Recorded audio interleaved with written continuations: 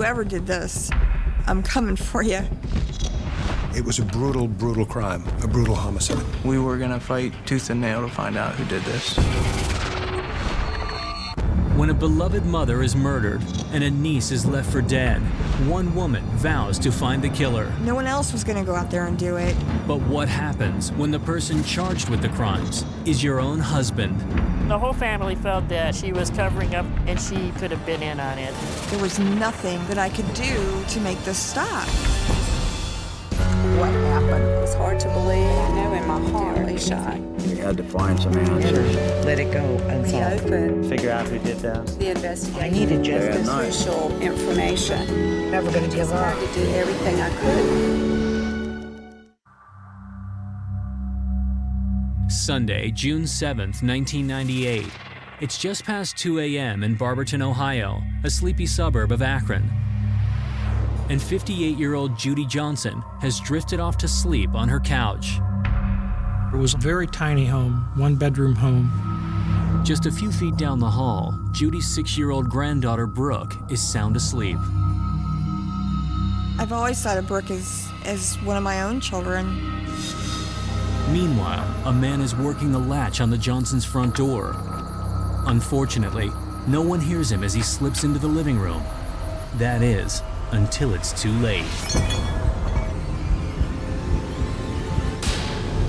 I can't imagine what you went through.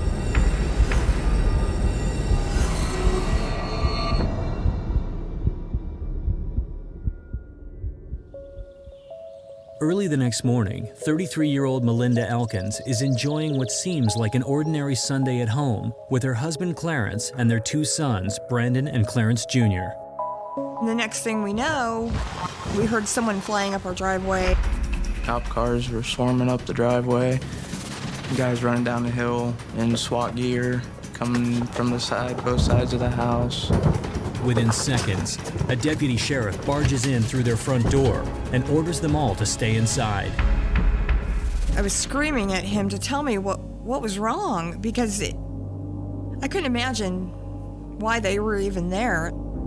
He asked me what my mom's name was, and I told him. I said, well, is she okay? And he said, no, ma'am, she's been murdered. I just bent over and I screamed. Adding to the horror, the officer informs Melinda that her 6-year-old niece, Brooke, was found at a neighbor's house where she ran to after being beaten, raped, and nearly strangled to death by the same man who killed Melinda's mother. And I remember just doubling over in anguish. It was just unfathomable to think that someone would do that to my mother and to my niece. Still, nothing could have prepared the family for what he says next. The deputy sheriff had told me that my niece was claiming that her Uncle Clarence was the perpetrator. What? What do you mean Clarence is the suspect? But when Melinda turns around, she's stunned to see her husband making a dash for the back door. It seemed like a scene out of a movie. It was just unreal. Outside, the SWAT team intercepts Clarence and throws him to the ground. Melinda's sons look on in shock as the cops handcuff their father and put him in a squad car. Everything was just spinning out of control. I felt lost. Time stood still for a second, and I started crying. It's like I kind of went into shock. I can't imagine what he was going through at that point. The police wouldn't allow me to talk to him or even go near the car. We all hugged, and we all were crying. We were trying to comfort each other. We just didn't know what to do. That same day, police charged Clarence Elkins with the rape and murder of Judy Johnson and the rape and assault of Brooke Sutton. I was just heartsick and heartbroken in that instant, knowing that happened to my mom and my niece. Still reeling from the news, Melinda heads over to her sister's house, hoping to speak to her niece. She's sure that Brooke has made an awful mistake. But as soon as the front door opens, Melinda realizes that her entire world has changed. My Aunt Karen had screamed in the background, "Don't come up here." Brooke had said that it was Uncle Clarence that attacked her. I mean, she was there, and she had been beaten and raped. She was up close and personal with this person. The family was in a state of disbelief and shock. My brother-in-law came to the door and did not want to let me in. "Trust me," I said, "he did not do this." So I knew that there was an immediate separation of family at that point. Holding her head high, Melinda attends her mother's funeral. It takes everything she has to face the family that believes her husband is a murderer and a rapist. When I walked in, you could just feel how everybody didn't want to have any contact with me, including my family. I was just convinced that she knew that Clarence had killed Judy, and I didn't want to see her. Me and my sons were abandoned. Melinda is devastated, but nothing can match the heartache she's feeling over the sudden loss of her mother. She was the one person in my whole entire life that I could go to about anything. We had a lot of hardships, and, my mom made life fun. Me and my grandmother were very close. I was feeling very hurt, sad, and I'd never get to see her again. I was very angry. Standing at the funeral, Melinda makes a promise to her mother. I was going to find out who did this. The stakes couldn't be higher. Clarence is facing the death penalty. But Melinda has a daunting task. In order to clear her husband, she'll need to first identify another suspect. But she doesn't have the first clue as to who that suspect could be. If it took me the rest of my life, I vowed to her I would find him.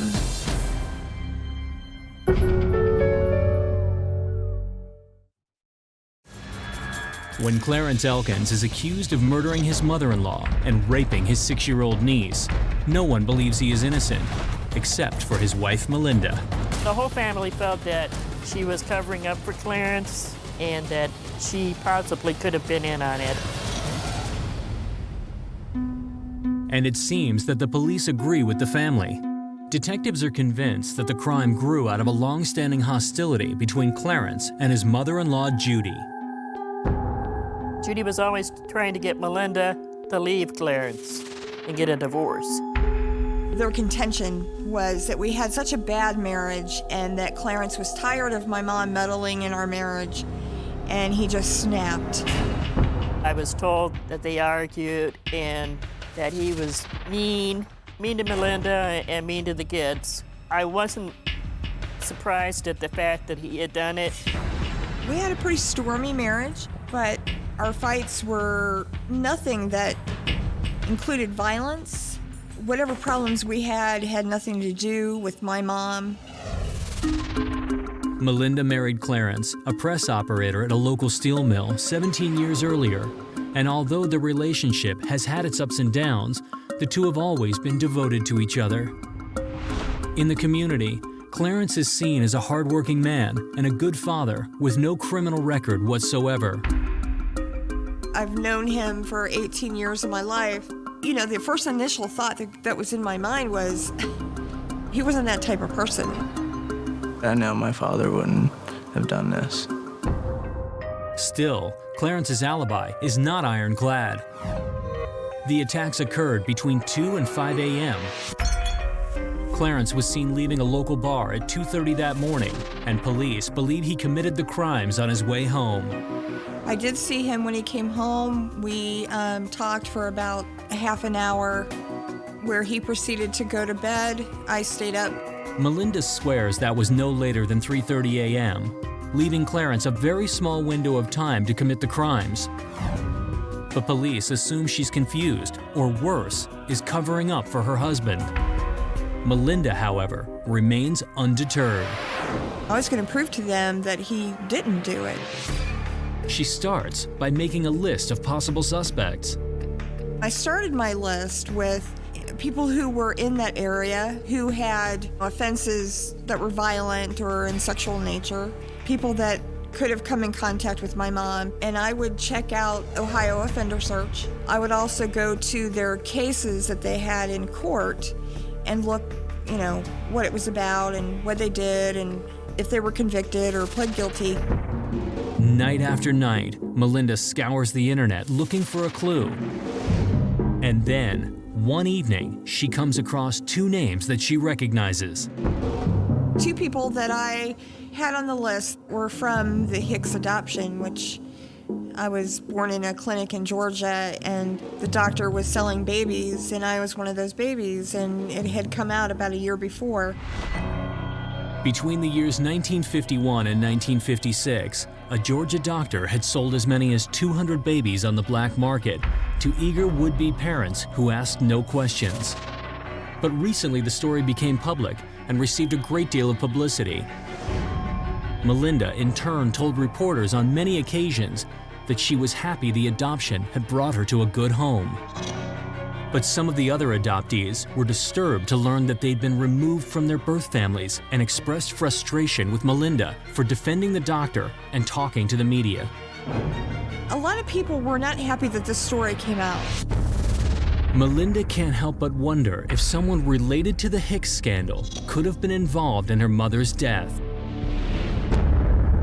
And this tremendous, tremendous fear had taken over me because I was wondering if they were after me. But a hunch is not proof, and Melinda is determined to find concrete evidence that will help clear her husband's name. Then, just a few days later, there's a break in the case that looks as if it might do just that. The defense did testing on hair that was left behind at the scene that didn't match Clarence, didn't match my mom, didn't match my niece. There's no physical evidence linking him to this crime. But when Melinda checks in with her husband's legal team, her hopes are dashed.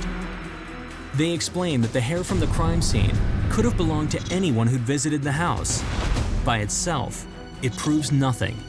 Still, if Melinda can find an actual person whose DNA matches the DNA of the hair, that could make a serious dent in the prosecution's case. I really, truly believe that this case hinged on DNA. If she can secure DNA samples from the suspects on her list, perhaps one of them will match the anonymous profile from the crime scene. I was actually tracking down these suspects that I had on my list and trying to gather DNA. I would go to the bar that they were at. I would either get a drinking glass if they went to the bathroom, or a beer bottle. If they would put a cigarette out in the ashtray, I would retrieve that when they weren't looking, and then I'd slip off to the bathroom and make sure everything was secured, and then I'd leave immediately. One by one, Melinda collects her samples, storing them at home for future testing. But it isn't long before her sons begin to question their mother's actions. I was worried, very much so, for my mother's safety. I knew the real killer was still out there, and they would want to shut her up because she's the only one that was heading this investigation. There were times that I put myself in a situation that I shouldn't have been in, but, I was just totally focused. But as Clarence's trial date approaches, Melinda still has nothing concrete to go on, and her husband is growing more anxious by the moment. He was overwhelmed with bewilderment. He was worried about me and the boys. It angered me terribly that the killer was still out there, and he was getting away with victimizing my entire family and murdering my mother. Whoever did this, I'm coming for you. I'm gonna find you.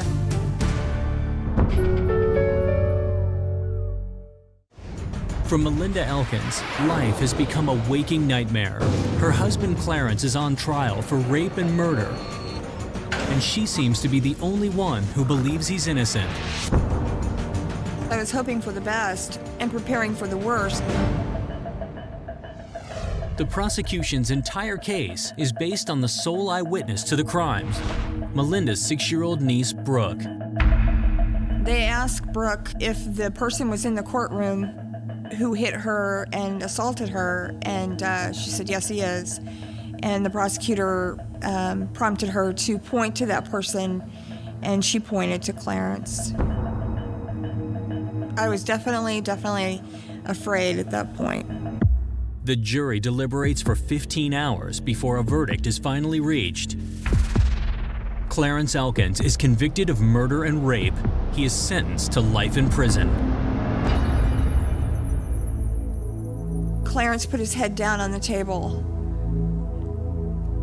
I just wanted to die. And they let him out of the courtroom.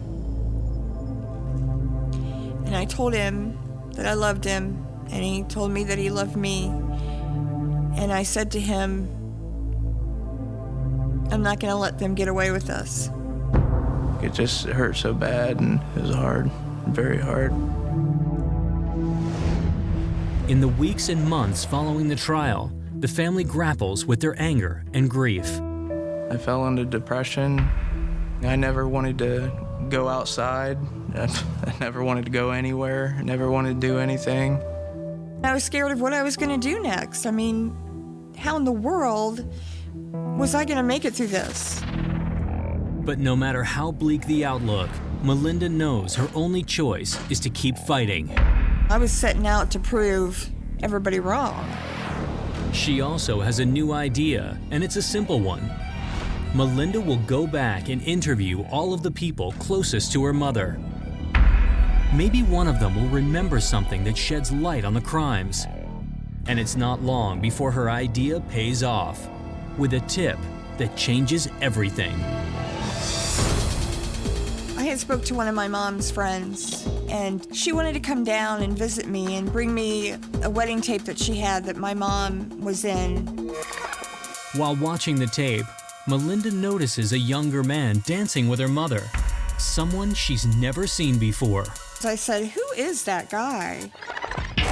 His name is Bill Jones, a man from the neighborhood who apparently had a crush on Melinda's mother, Judy. The friend goes on to say that Jones asked Judy out on several occasions, but each time she gently brushed him off, reminding him that she was old enough to be his mother. And I was like, what? I mean, could it be that my mom's rejection of him could have caused him to retaliate in a violent manner and commit this crime? Melinda decides to pursue the lead on her own without telling the police. Technically, the case is closed, and so far, they've been reluctant to follow up on any of her suggestions. There was opportunity, motive, and location. I started really questioning things about him. Melinda hits the streets again, this time looking for anything that might shed light on Jones as a possible suspect. For a few days, no new information surfaces. Then, one of Judy's neighbors mentions an odd habit of Jones. Apparently, he's been known to carry around a broken pool cue. The news stops Melinda in her tracks. The cue stick fit pretty well with the coroner's report of the blunt instrument that was used to hit my mom. More convinced than ever that Jones is her mom's killer, she hires private investigator Martin Yant to take a closer look at the new suspect. And there were some stories of unusual behavior, so that was obviously something that had to be pursued. But Yant and Melinda both know that the only way to place Jones at the crime scene is a DNA sample.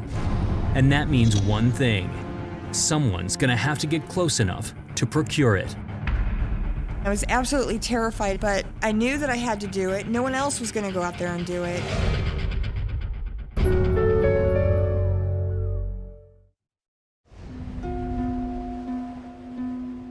It's been more than a year since Melinda Elkins' husband Clarence was convicted of the brutal murder of her mother Judy and rape of her niece Brooke. But Melinda is sure that he's innocent. Clarence wasn't guilty and didn't deserve to be in prison, period. I was going to prove to them that he didn't do it. Melinda believes the real killer may be Bill Jones. a local man who her mother rejected romantically not long before her death. The feeling had come over me that he actually was guilty of this crime. I needed his DNA so we could have it tested. But the police won't assist her. I told Melinda that this was going to be an uphill battle. Instead of stepping back and expressing disappointment, she said, "I'm ready, let's go. I want to find out who killed my mother, and I know Clarence didn't." If I didn't keep pushing, no one else was going to keep it going. Melinda has been secretly collecting DNA samples from suspects on her list for over a year. But Yant offers up a surprising new strategy. He suggests they confront Jones directly and ask point blank if he'll submit to a DNA test. If he says no, they'll know he's got something to hide. Together, Martin and Melinda go to Jones's house, expecting him to refuse their request. But to their surprise, he agrees. Basing all the information and evidence that we had gathered on this guy, I was hoping that it pointed to him. Over the next few weeks, Melinda waits anxiously for the DNA lab report. The test results came back. They did not match the alternative suspect. I was devastated by that. With no new clues or leads, Yant sees only one option left. Melinda has to speak directly with the only eyewitness to the crime, her niece Brooke, who was also raped and left for dead. But there's a problem. Melinda has been cut off from her family since the day of the crime. I was very hesitant, because I didn't know what kind of reception I was going to get. I was scared. She hesitated and then said, "Okay, we got to do it." Terrified, Melinda makes the 35-mile trip to the home of her sister April, Brooke's mother, who she hasn't seen in over 3 years.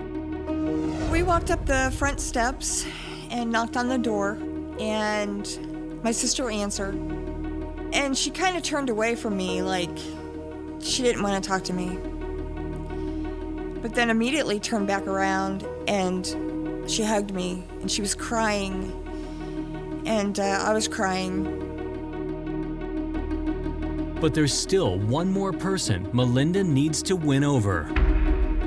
Brooke was there at the house, and I could see that she was kind of standing back, and then she just came running at me and hugged me and was crying, and again I was crying, and I told her I loved her. And that was the greatest feeling that I had had since this whole nightmare began. Brooke, now 9 years old, soon begins spending time again at her Aunt Melinda's house. It wasn't like nothing had ever happened, but we had to start somewhere, to start piecing our family together. As the weeks go by, Melinda waits patiently for an appropriate moment to engage her niece about the crime. Then, one day, she notices that Brooke is staring at a photo of Clarence on her fireplace. And soon after, the 9-year-old drops a bombshell. She proceeds to tell her mom that she was looking at pictures of her Uncle Clarence and noticed that he had blue eyes, and that the person who hurt her had brown eyes. Brooke goes on to explain that the killer and rapist did look like her Uncle Clarence. But now she doesn't think it was in fact him. It felt validating. I had a breakthrough. She no longer believed that Clarence was the killer and the rapist. A few weeks later, Brooke officially recants the testimony that sentenced her Uncle Clarence to life in prison. I think that gave her a lot of hope that there was more information there. that Brooke could share with us and that we could break this case open. I thought, well, maybe he didn't do it. At that moment, Clarence was very strong and hopeful. I felt that we were one step closer to getting my father home. In October of 2002, Melinda petitions the judge who originally presided at Clarence's trial to reopen the case.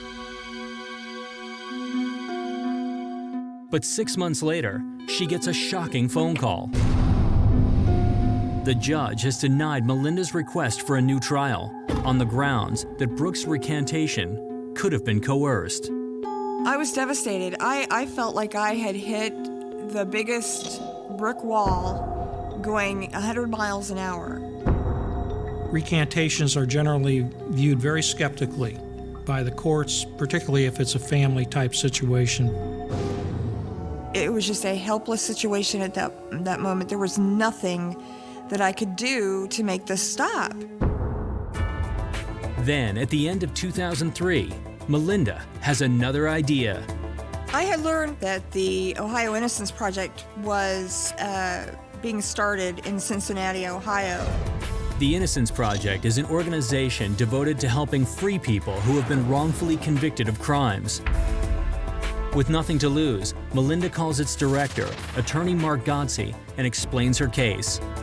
He tells her that there are new technological advances in DNA testing that could help clear Clarence.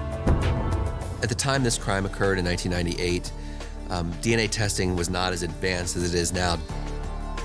We now know with current advances that you can go back and find DNA where you couldn't a decade earlier. The new technology will be able to test samples from the crime scene that the old technology couldn't pick up. The samples found on the bodies of Melinda's niece and mother could only have come from the man who raped them. If Clarence's DNA doesn't match, it will be definitive proof that he wasn't the rapist or murderer. This was a case where there could be DNA that was overlooked originally that could conclusively prove whether Clarence was innocent or guilty.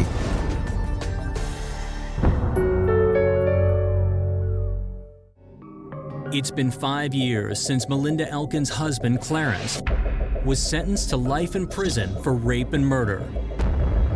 But now, Melinda and attorney Mark Godsey are awaiting the results of a new series of cutting-edge DNA tests performed on bodily fluids found at the crime scene.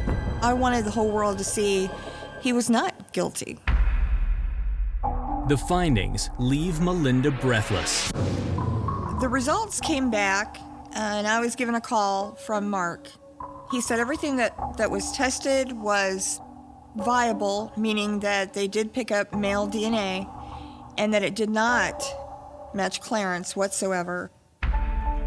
We were seeing a pattern of one man's DNA across several items in both victims that did not match Clarence Elkins. I knew at that point with absolute certainty that we had an innocent man. I truly thought that would bring him home. But the Elkins ordeal is not over yet. The legal step is you have to file a motion in court for a new trial. If the judge grants it, then hopefully the prosecutor drops the charges and he goes home. I thought, this is it. How can they rebuttal DNA from a crime scene that doesn't match the person who's been convicted? For 8 months, Melinda patiently waits for the judge's response. And in May 2005, it arrives. I'm at work. I get a call.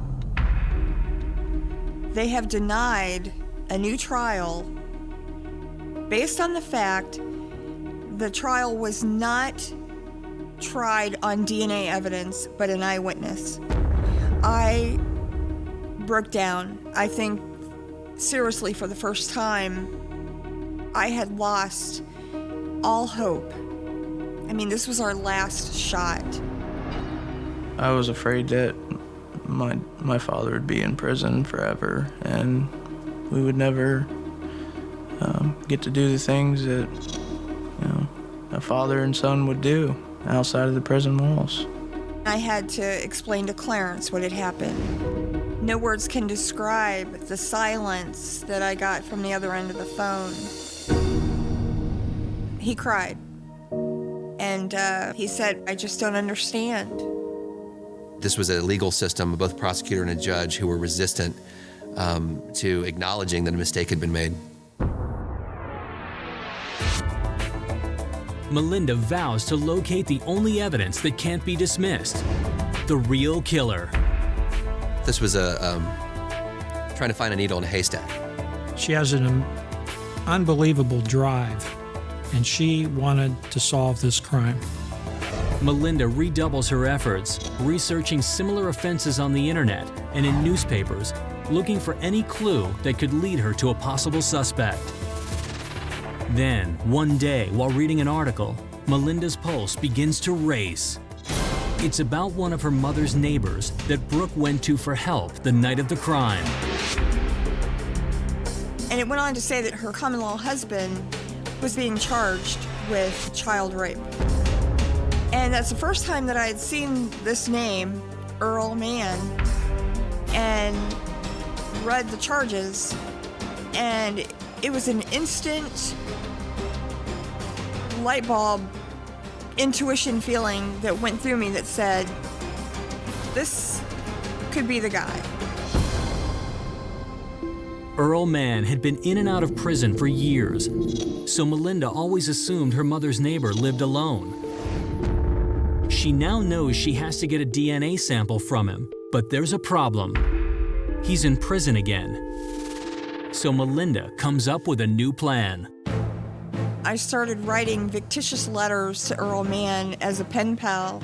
I came across as a lonely person who felt some type of connection with him and just wanted to help him and maybe send money, and wanting him to lick the envelope and send it back to me so that I could have his DNA tested.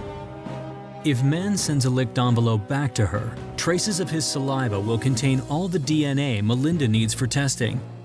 During the next few months, she writes over 20 letters to Mann, but it's hopeless. He never wrote me back. It was the only way I knew to get this guy's DNA. It just seemed like it was not going to happen. But an unexpected event changes everything. Earl Mann is transferred to the same prison where Clarence is serving time. That was miraculous. Out of 30-some prisons in Ohio, he lands in Mansfield with Clarence. I talked to Clarence a little bit about finding out who this guy is and if he knew him, and so he calls me back and he says, "You're not going to believe this, but he's in the same pod as I am." It was just almost too good to be true that this could be the person, and he's right there in the same pod. Now it's up to Clarence to get the DNA evidence. But Melinda knows what Mann is capable of, and she's worried. I expressed to him that he had to keep it on the lowdown, and I was concerned about his safety. This was a pretty despicable, unpredictable man. He had an extensive history of violence that seemed to be escalating at that time. He was just a totally out of control person. So it was very important that Clarence be careful. For the next few weeks, Melinda waits to hear from Clarence, but he doesn't call, and she becomes desperate for news that he's all right. Then, one morning, Melinda picks up the phone and hears Clarence's voice on the other end. The first thing he says is, "I got it."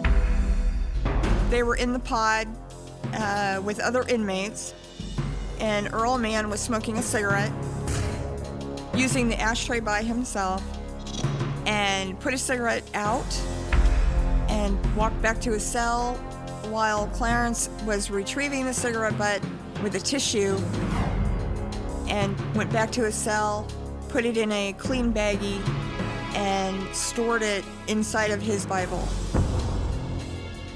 Clarence hides the cigarette pressed tightly between the pages of his Bible. He has to make sure it's flat enough to send through the prison mail system without being detected by the guards. 2 weeks later, Clarence folds the DNA sample inside a letter, seals the envelope, and mails it to his attorney. For the first time in years, Melinda allows herself to hope. I hope they find something. God, please let them find something.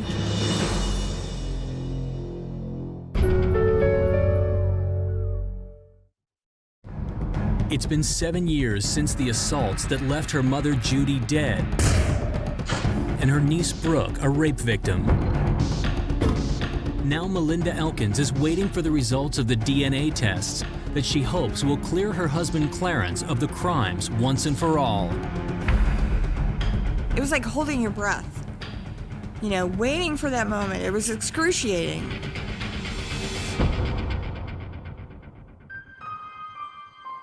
Then, in October 2005, after months of waiting, Melinda receives a call at work.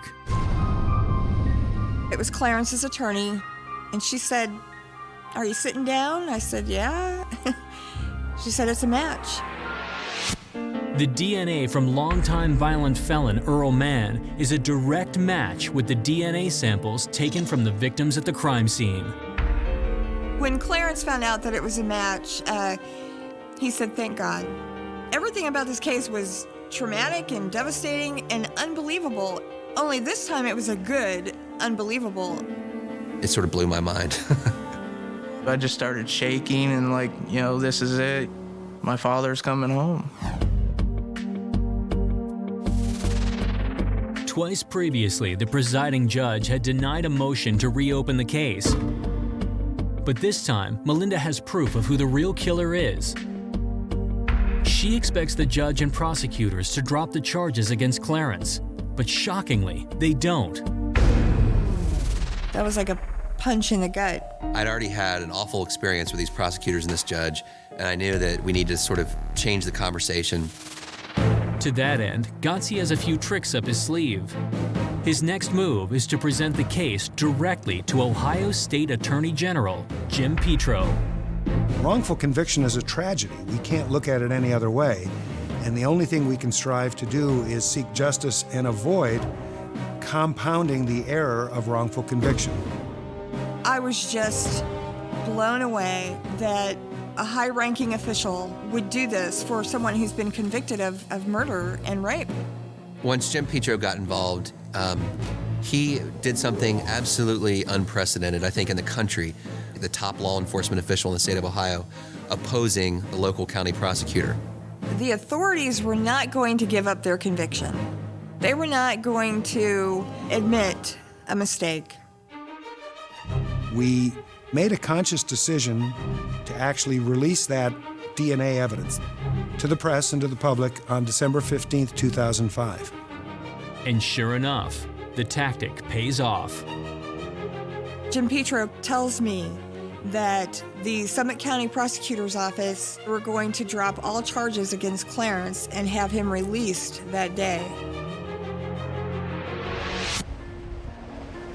I felt like 1,000,000 pounds had been lifted off of me. Melinda's next call is to Clarence, a call she's been waiting to make for 7 long years. I said to him, "Are you ready to come home?" And he said, "I've been ready to come home." And I said, "Well, get your stuff packed because you're coming home today." And his reaction was, "Thank God, thank everybody for everything they've done." On December 15th, 2005, Clarence Elkins walks out of prison a free man again after serving more than 7 years of a life sentence. I had a big smile on my face. I just couldn't stop smiling. To have my dad home again, it was awesome. I don't think anything could surpass what that meant that day.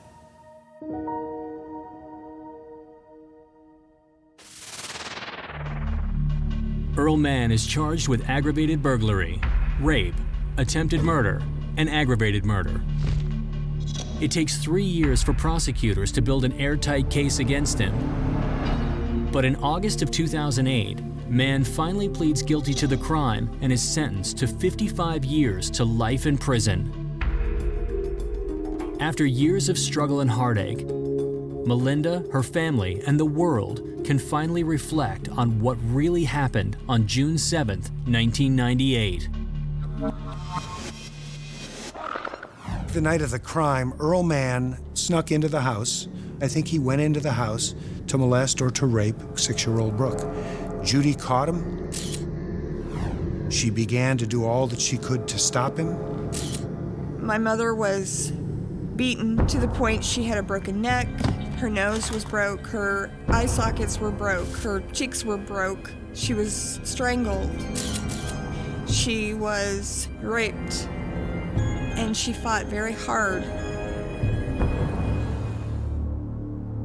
And my niece had heard a noise and came out and seen a man over top of my mom. And she only got a very, very brief glimpse of the assailant.